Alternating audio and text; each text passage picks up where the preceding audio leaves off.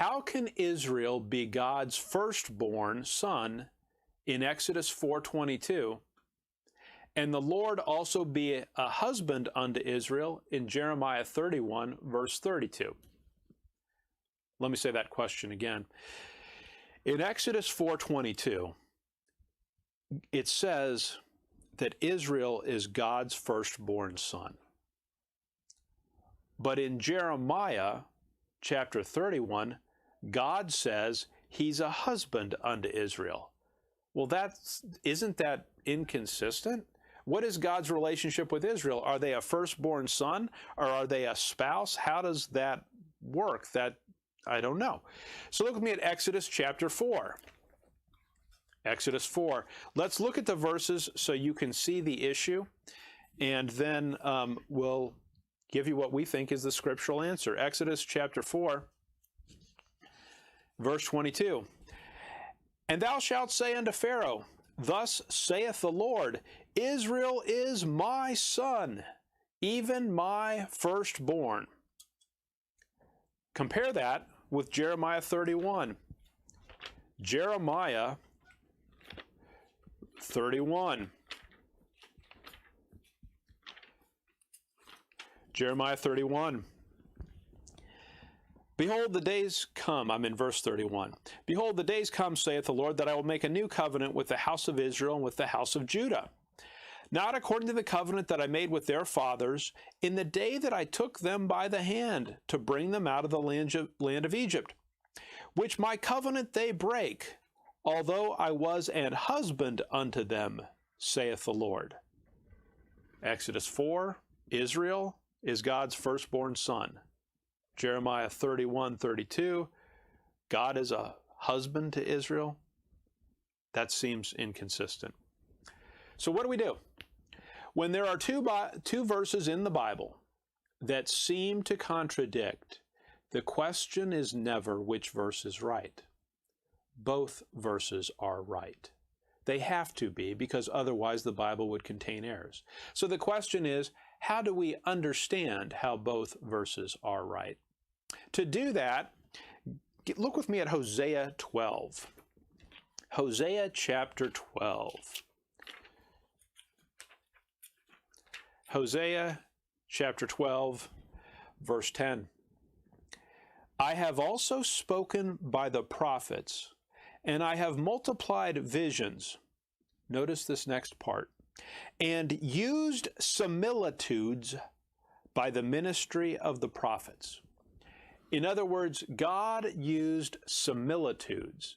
He used metaphors. He used comparisons. He used types. He used figures. In other words, he used similitudes to communicate truth. And it says there, similitudes plural, by the ministry of the prophets. So let me give you an example of that. Get Matthew 13. Now, while you turn to Matthew 13, I'm going to ask you a question.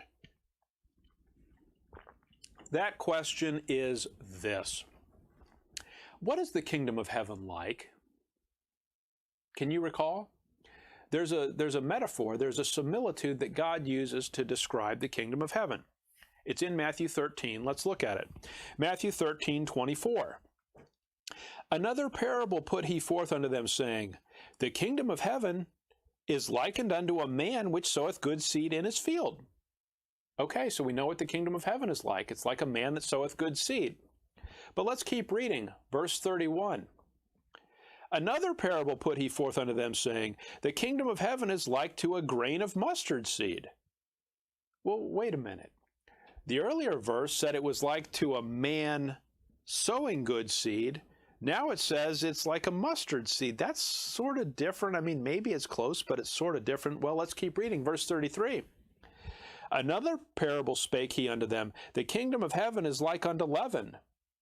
Well, wait a minute. That's not like a seed. That's not like a man sowing a field.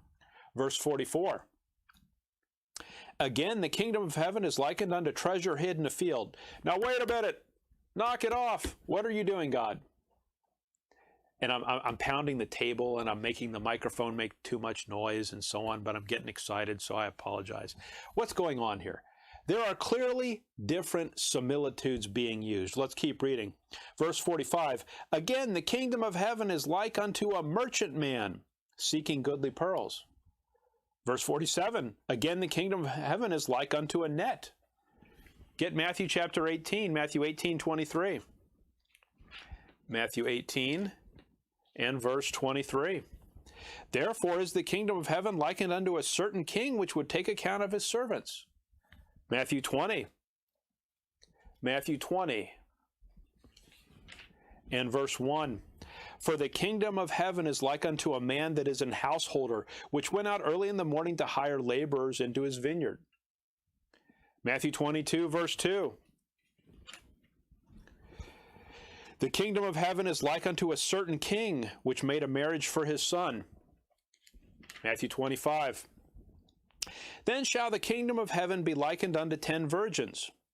Matthew 25:14. For the kingdom of heaven is as a man traveling into a far country. Now, if you notice what just happened, the kingdom of heaven is likened to at least 11 different things, 11 different similitudes.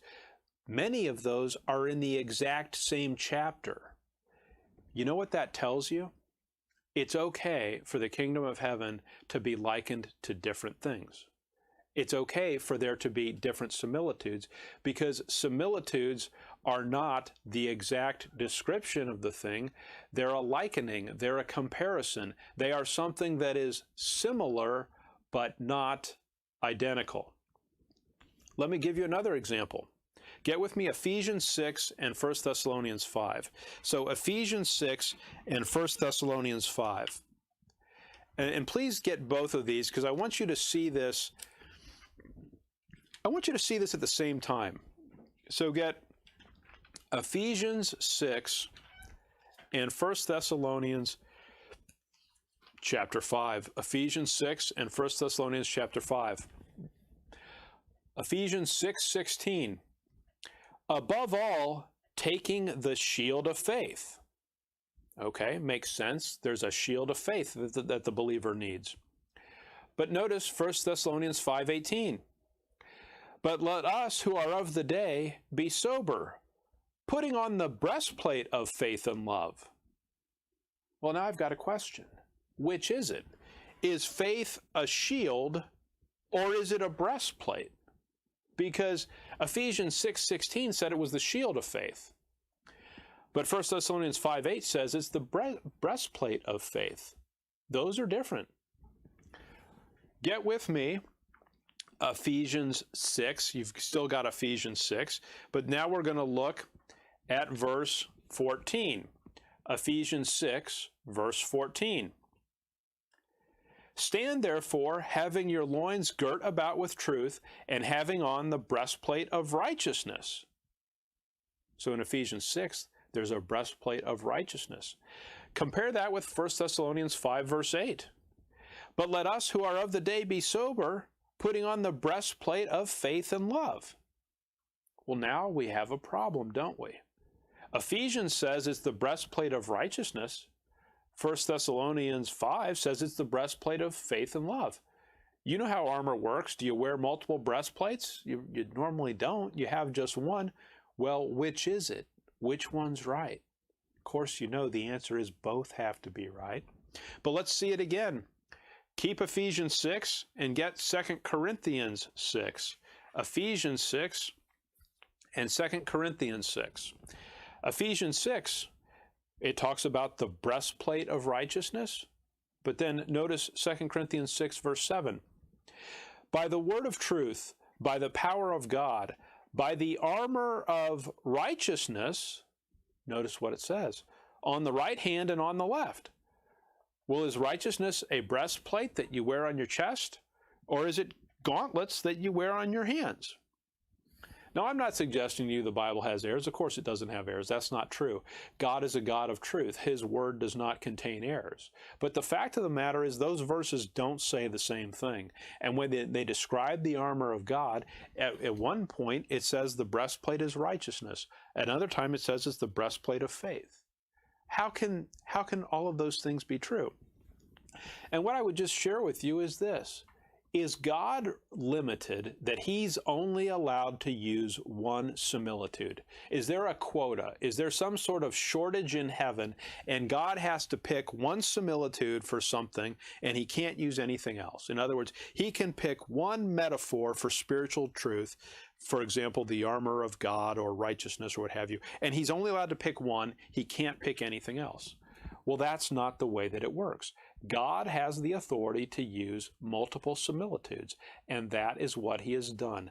That's what he did with the kingdom of heaven, where there's a whole bunch of different similitudes to describe it. That's what he did with the armor of God, and that's what he did with his relationship with Israel in the Old Testament.